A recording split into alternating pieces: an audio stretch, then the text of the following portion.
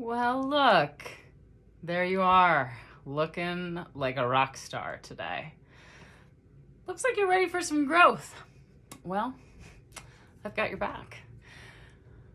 Have you happened to have a conversation lately that quickly took a wrong turn and it turned into an argument? Why do you think it did? Do you think you deserve to communicate how you feel without it turning into an argument? Do you? Well, I'm Sage, I'm a growth coach, and guess what? That's what we're talking about today. The topic is how to have a conversation that doesn't end in an argument. Now, how can a conversation actually turn into an argument in the first place? Well, first reason, you're choosing to talk when your emotions are heated. You're just like on your last nerve and you're just like, ah! Right? Or you're maybe mixing in the wrong place to have the conversation, or the wrong time to have the conversation, or you're 3 glasses of a cocktail in and then you're having the conversation.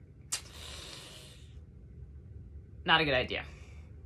Second reason that a conversation can turn into an argument is maybe you're not taking ownership of your part in the whole situation.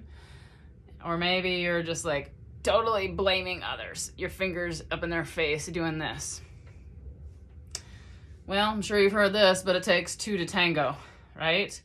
And even if a majority of the issue is the other person's fault, there's probably still something that you're doing. You're either allowing it, or you're instigating it, or you're just plain not communicating, so they don't know that's what you expect.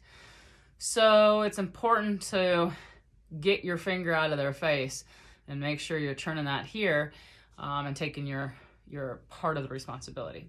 Another reason it might turn into an argument is that you're assuming.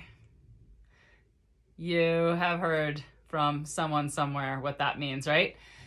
You're making an ass out of yourself, right? Yourself, you and me, right? But usually just yourself. Assuming is a tricky territory because the hardest thing for us humans to grasp is that everybody has their own perspective. And we just think that everybody sees things like we see it. Well, that's not how it works. And you just assume like, well, you should know better. Well, they're perceiving something completely different. So you're probably going to have to open your mouth and communicate if you actually want to get your point across instead of just assuming. The fourth reason it might turn into an argument is because you're not listening. You're doing this, blah, blah, blah, blah, blah, blah, blah, blah, blah, blah, flapping your jaw, trying to get in every cunning word you can, and you're not listening. I think all of us humans, all of us, could get better at listening. It's so easy to just say something, jump on that, piggyback on that, right? We gotta simmer that down and just go. Bite your lip if you have to, okay? So how about a quote on this topic? I learned that a long walk and a calm conversation are an incredible combination if you want to build a bridge. That's by Seth Godin. Now, questions to ask yourself today are, when was the last time you actually had a conversation that turned into a heated situation? Was it hard to go back then and revisit that topic, or were you just both in avoidance mode, or did you just keep arguing for another week? What do you think was the hardest part about keeping yourself calm? Why did that not go so well for you? Well, here's 4 ways that you could keep calm and share your feelings. Maybe, just maybe, one of these will work for you. Number 1, you got to get into a calm and centered place before you want to have real meaningful conversations.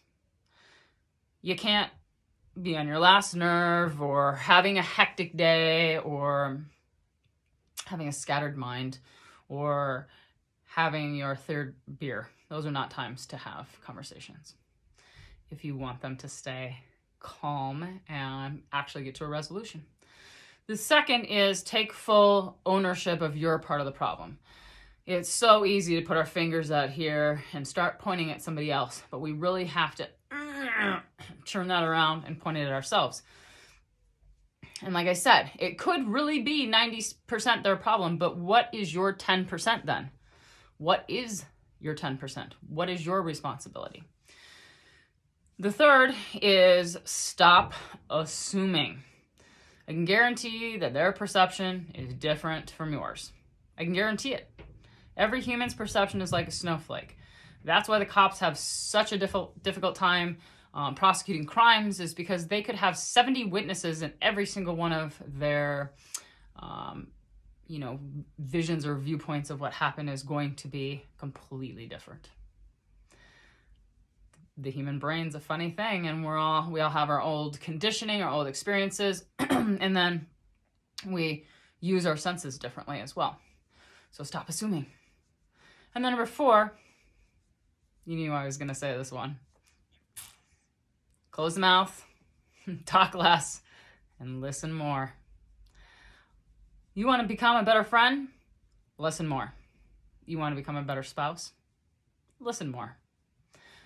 You want to have a better role at your job? Listen more. The people who are the good listeners, the good observers, they're getting the farthest in this world, because the people who talk, they have to always be proving something, it seems. So the more you can practice listening more and closing your mouth, the better. So these are ways that you can have a conversation without it turning into an argument. And how can you work on these skills and bring more joy into your life? Because you deserve it. Thanks for growing with me. I'm Sage. I'm a growth coach. You can follow me on YouTube at Sage Robinson Miller. Thanks for your time.